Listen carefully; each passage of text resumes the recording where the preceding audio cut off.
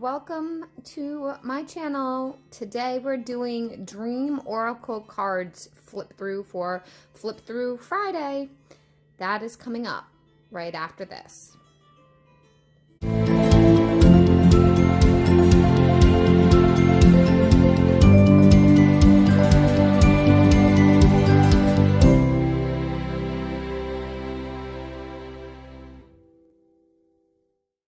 Hey everyone, welcome to my channel. Today is another Flip Through Friday, so today we're going to do the Dream Oracle cards, and it's called its subtitle is For the Awakening Dreamer. It is a 53 card deck, and it is by Kelly Sullivan Walden. We're going to talk about this quite a bit, but first let me just do a quick little intro. On Fridays, we do Flip Through Fridays of Oracle cards, Tarot cards, Lenormand cards, and mostly my divination collection. If that's something you're interested in, I suggest you subscribe and check out some of the other videos I have done on Fridays. On Wednesdays, I basically do what I would call a Witchy Wednesday. It is about witchcraft, spirituality, and all things under that umbrella. My name is Mel. I'm the owner and the operator here and the creator, and we're going to get right into it.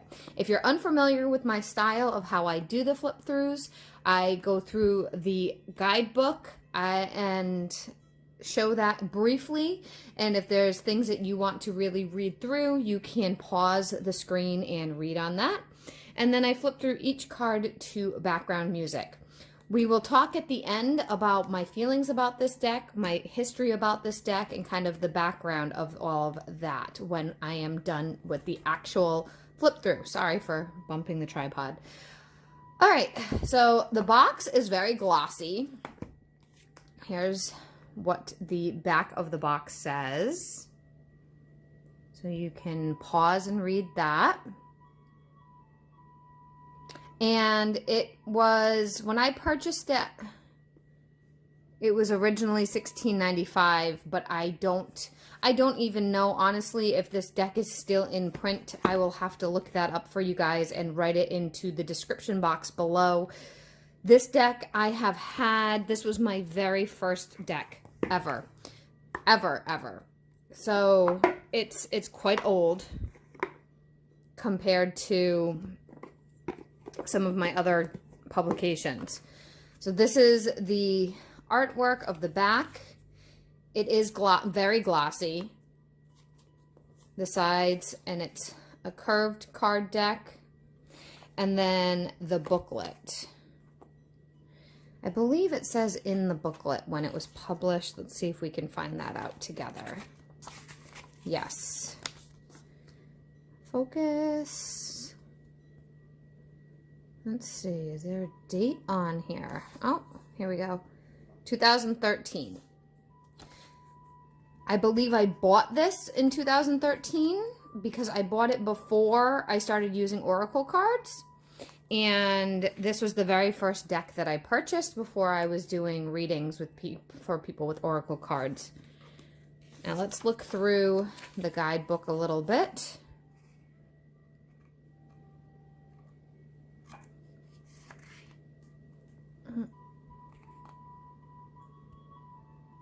So this is the actual cards. There's an introduction. More on the cards. And I'm surprised, but the card, and it says like a little summary about the author, about the artist. I don't use this book. I think I read it once when I first got it. Okay, with that being said, we're going to launch right into this. What is the back of the book? I don't think I showed you the back of the book. Here's the back of the book, if you'd like to pause and read that. And now we're going to launch right into this. So reminder,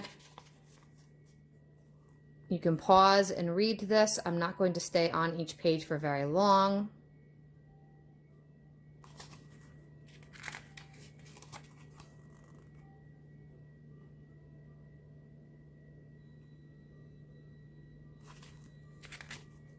And then it gets right into the cards. Oh no, I'm sorry. It talks about bless blessing the cards. And there's a little prayer. This recommends to burn sage around it. Be careful when you do that, when you're burning sage around your card decks, because sage, as I've mentioned before, is spiritual bleach. I would sage it when I first get it, and then I would fill it with my energy and not sage it again unless if I felt like it really thoroughly needed it. I would use other cleanser tools like rosemary, lavender, cedar, Palo Santo, something like that.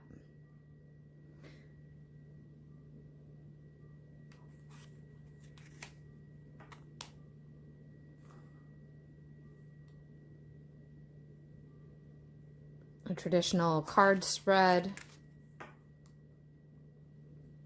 Gets a little bit into a medicine wheel.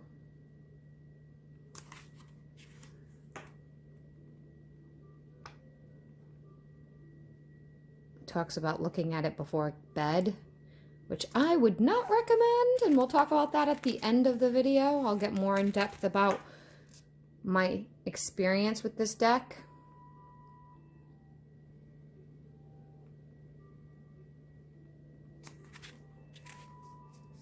And then it gets right into the cards. So it gives you a message, a meaning, a mantra, and then on to the next. And it's like that for all 52 cards. Let's see what's at the back. At the back, it's about the author.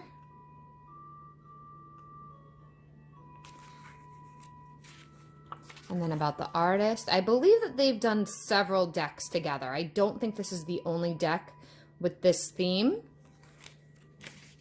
The only reason why I haven't purchased any other decks from them is because I moved away from Oracle decks and I started doing other things. Oh, look, it become a certified dream coach. Dream life coach. That's interesting. And that's that.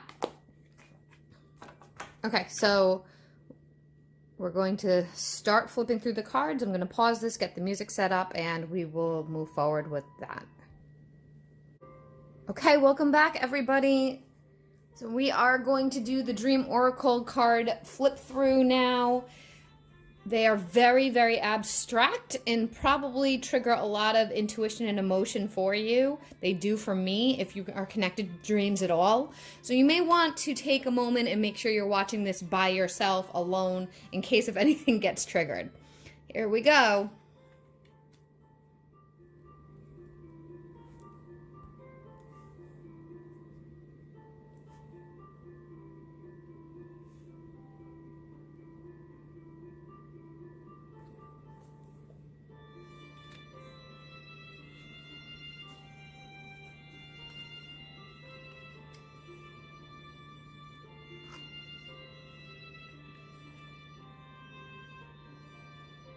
As I mentioned, they're slippery, so they are sliding a little bit.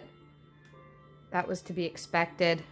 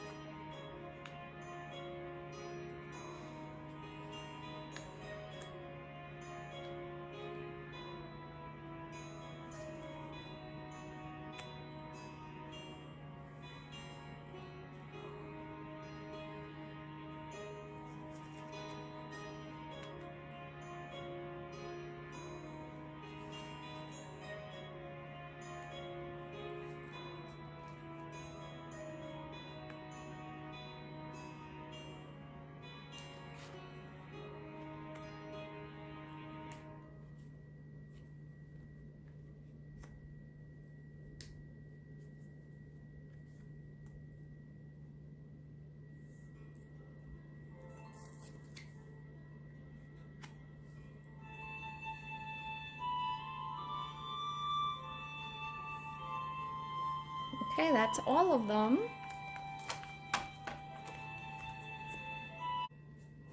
All right, so that concludes the flip through part of the Dream Oracle cards.